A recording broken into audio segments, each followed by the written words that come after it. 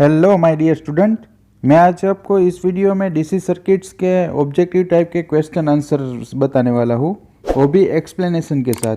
तो इस वीडियो को अंत तक ज़रूर देखिए, जो काफ़ी इम्पोर्टेंस होगा आपके लिए। तो चलिए दोस्तों, अब देखते हैं। पहला प्रश्न है, what are the basic components of simple electric circuit. Electric circuit के लिए कौन से कंपोनेंट की रिक्वायरमेंट है? तो उसमें क्या है, एनर्जी सोर्स है, कनेक्टिंग वायर है, स्विच है। तो हमारा आंसर क्या आएगा, हम सब इसकी रिक्वायरमेंट होगी, इसके हिसाब से हमारी सर्किट होगी वो कंप्लीट होगी। दूसरा प्रश्न है, electric current is defined as a flow of. Electric current flow किस तरह से होता है? तो उसका आंसर है हमारा C, electric charge in unit of coulomb per second. जो चार्ज का यूनिट है वो कूलम है, इसके हिसाब से हमारा करंट है फ्लो होगा। हमारा तीसरा प्रश्न है, the instrument use for measuring an electric current is. Electric current हम किस इंस्ट्रूमेंट से मेजर करते हैं? तो हम एमीटर से ही हमारा करंट हो है वो मेजर करते हैं। पोटेंशियोमीटर और वोल्टमीटर है, उससे हम हमारा वोल्टेज या पोटेंशियल मेजर कर सकते हैं। उसके बाद उस नेक्स्ट प्रश्न आता है, the amount of work done in joule when one unit electric charge move from one point to another point in an electrical circuit is called। तो क्या इसका आंसर होगा? हमारा पोटेंशियल डिफरेंट, एक पॉइंट से दूसरे पॉइंट तक जो फ्लो होता है इलेक्ट्रिक सर्किट के अंदर, उसे हम पोटेंशियल डिफरेंट कहते हैं। दो पॉइंट के बीच के डिफरेंट मिलता है। नेक्स्ट प्रश्न है, the resistance of the material depends on. Resistors किन मटेरियल पर डिपेंड रहता है? तो हमें पता है कि उसके फैक्टर इफेक्टिंग जो होते हैं वो टेम्परेचर है, लेंथ ऑफ कंडक्टर है, क्रॉस सेक्शनल एरिया है, तो सभी के ऊपर ही डिपेंड रहता है रेजिस्टेंस। नेक्स्ट क्वेश्चन है, the relation between the potential different and current was discovered by. किसने दोनों के बीच का रिलेशन बताया था? तो वो कौन होगा? ओहम्स लॉ हम फाइंड करते हैं। ओहम्स लॉ से वोल्टेज और करंट के बीच का हमें रिलेशन मिलता है, और जो कांस्टेंट टेम्परेचर होता है तभी हम उसको रेजिस्टेंस कहते हैं। R is equal to V/I। उसके बाद का जो प्रश्न है वो पावर का ऐसा यूनिट क्या है। पावर का जो ऐसा यूनिट होता है, तो पावर हमसे किस में मेजर करते हैं? वॉट में मेजर करते हैं। वो तो पावर का ऐसा यूनिट हो गया। उसके बाद give the name of components which is designed to oppose the flow of electric current.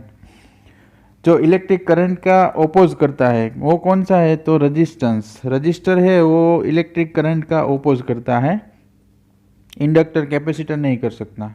उसके बाद इलेक्ट्रिक करंट का ऐसा यूनिट क्या है? तो इलेक्ट्रिक करंट का ऐसा यूनिट अभी हमने नेक्स्ट स्लाइड में देखा था, पहली स्लाइड में, उसमें क्या था? एम्पियर। तो एम्पियर में हमारा करंट है वो हम मेजर कर सकते हैं। उसके बाद प्रश्न आता है, the rate of flow of an electric charge is known as. Electric charge जो फ्लो होता है उसे हम क्या कहते हैं? इलेक्ट्रिक करंट बोलते हैं, जो फ्लो होता है वो। Resistance R of a wire of length L is given by the relation R is equal to ρl upon A. उस तरह से हम अपना रेजिस्टेंस फाइंड कर सकते हैं। उसके बाद the unit of EMF, electromotive force. EMF है उसे हम कई बार वोल्टेज भी बोल सकते हैं, तो उसका यूनिट क्या होगा? वोल्ट होगा। EMF electromotive force. नेक्स्ट प्रश्न है, according to Ohm's law if voltage increase and resistance stay the same, तो क्या होगा? रेजिस्टेंस सेम रखेंगे और वोल्टेज इंक्रीज होगा ओहम्स लॉ के हिसाब से, तो हमारा करंट भी क्या होगा? इंक्रीज होगा, क्योंकि डायरेक्टली प्रोपोर्शनल है इसीलिए। The curve represent Ohm's law is a. Ohm's law का जो ग्राफ मिलता है हमें करंट और वोल्टेज के बीच का ग्राफ, वो इस तरह से लीनियर मिलता है, तो उसका हमारा आंसर क्या होगा? Linear. The ratio of voltage and electric current is a close circuit. जब क्लोज सर्किट होती है तब वोल्टेज और करंट के बीच का रेशियो जो होता है वो कांस्टेंट रहता है, उसमें कोई डिक्रीज भी नहीं होता और इंक्रीज भी नहीं होता और वेरी भी नहीं हो सकता, कांस्टेंट रह सकता है। Voltage is a form of. Voltage किस फॉर्म में होता है? तो उसका क्या है? पोटेंशियल एनर्जी होता है, वो काइनेटिक एनर्जी नहीं आती। The resistance of the wire varies inversely as the cross sectional area of cross section. Next question है, which of the following is not an expression of power. Power का इसमें से कौन सा इक्वेशन नहीं है? तो पावर का 3 इक्वेशन है। पावर किसे कहते हैं? वोल्टेज और मल्टीप्लाई बाय करंट, दोनों का जो मल्टीप्लिकेशन होता है उसे हम पावर कहते हैं। तो P is equal to I square R है, उसे भी पावर कहते हैं। P is equal to V square by R है, उसे भी पावर कहते हैं। पावर क्या है? करंट और रेजिस्टेंस के बीच का दोनों के जो रेशियो होता है वो नहीं पावर होता। तो इसलिए हमारा आंसर है डी। उसके बाद kilowatt hour is a unit of energy, क्योंकि हमारे घर पे जो बिल आता है बिजली का बिल, उसे हम एनर्जी के फॉर्म में ही फाइंड करते हैं और किलोवाट आवर्स के हिसाब से ही हमने कितने यूनिट ड्रॉप किए हैं और कंजप्शन किया है उसके हिसाब से हमें मिल सकता है। तो किलोवाट आवर एनर्जी का यूनिट है। The SI unit of power is, SI unit बोला है तो जो एसआई यूनिट क्या है? जूल पर सेकंड, उसका पावर का एसआई यूनिट है। The bulb has a power of 200 watt, what is the energy dissipated by it in 5 minutes? 5 minute में 200 वोल्ट का जो एक बल्ब है वो कितनी एनर्जी कंजप्ट करेगा, कितनी एनर्जी यूज करेगा? तो उसका आंसर है सी, 60 किलो जूल। लेकिन वो किस तरह से आता है उसका एक्सप्रेशन भी हमें देता है कि पावर एनर्जी का इक्वेशन क्या है? Energy is equal to power multiply by time. तो कितने टाइम में हमने कितना पावर यूज किया, तो 200 हमें पावर भी दिया हुआ है और 5 मिनट मल्टीप्लाई बाय, हम सेकंड में कन्वर्ट करेंगे तो क्या होगा? मल्टीप्लाई बाय 60, उसके हिसाब से हमारा आंसर मिलेगा। तो कितनी एनर्जी है वो कंजर्व होगी? 60 किलो जूल। उसके बाद का प्रश्न है out of the following which one is not a source of electric energy? इसमें से कौन सा इलेक्ट्रिक सोर्स नहीं है, एनर्जी सोर्स? तो क्या है? सोलर सेल, हम वो केमिकल एनर्जी, सोलर सेल है वो भी है, बैटरी है वो केमिकल एनर्जी है, जनरेटर है वो भी है। पोटेंशियोमीटर नहीं है, क्यों? क्योंकि पोटेंशियोमीटर है वो वोल्टेज मेजर करता है, इसलिए नहीं है। उसके बाद प्रश्न है ए बैटरी कन्वर्ट, बैटरी किस में कन्वर्ट करती है? तो बैटरी क्या है? केमिकल एनर्जी को इलेक्ट्रिकल एनर्जी में कन्वर्ट करती है।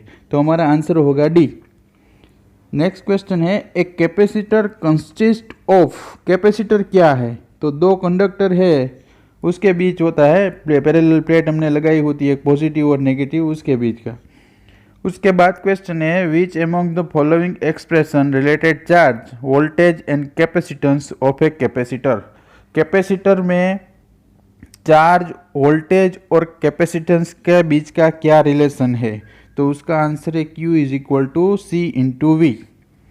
उसके बाद प्रश्न आता है when will capacitor fully charge? जब कैपेसिटर फुल्ली चार्ज होता है तो क्या होता है?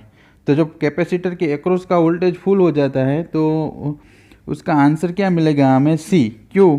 क्योंकि दोनों के बीच का सप्लाई है, जो supply voltage is equal to आपके कैपेसिटर का वोल्टेज हो जाएगा। उसके बाद का प्रश्न है capacitor charge and discharge in, capacitor किस तरह से चार्ज होगा और किस तरह से डिस्चार्ज होगा? तो कैपेसिटर चार्ज होगा वो भी इस तरह से एक्सपांशनल होगा और डिस्चार्ज होगा वो भी एक्सपांशनल होगा। तो उसका आंसर हमारा मिलेगा वो हमें डी मिलेगा।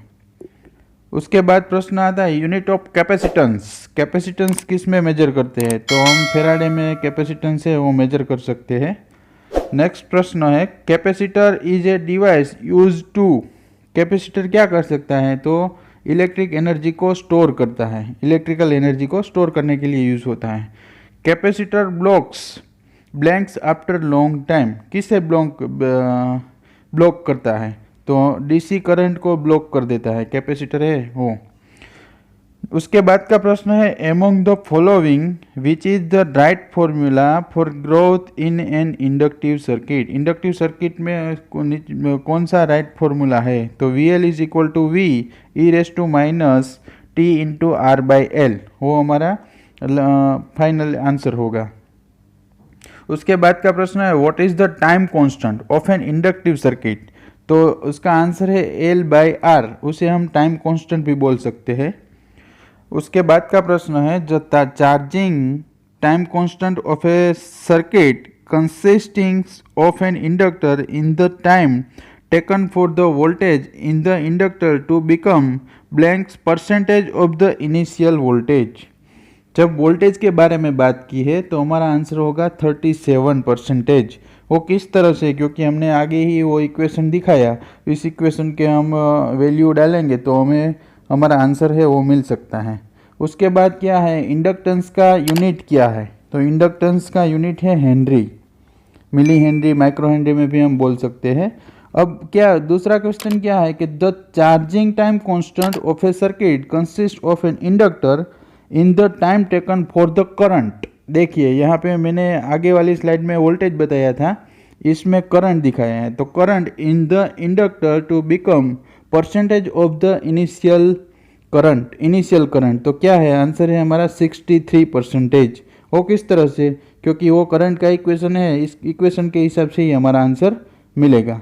तो यहाँ पे पूरा मैंने डीसी का बेसिक बताया है, वो भी मल्टीपल क्वेश्चन, चॉइस क्वेश्चन है उस तरह से।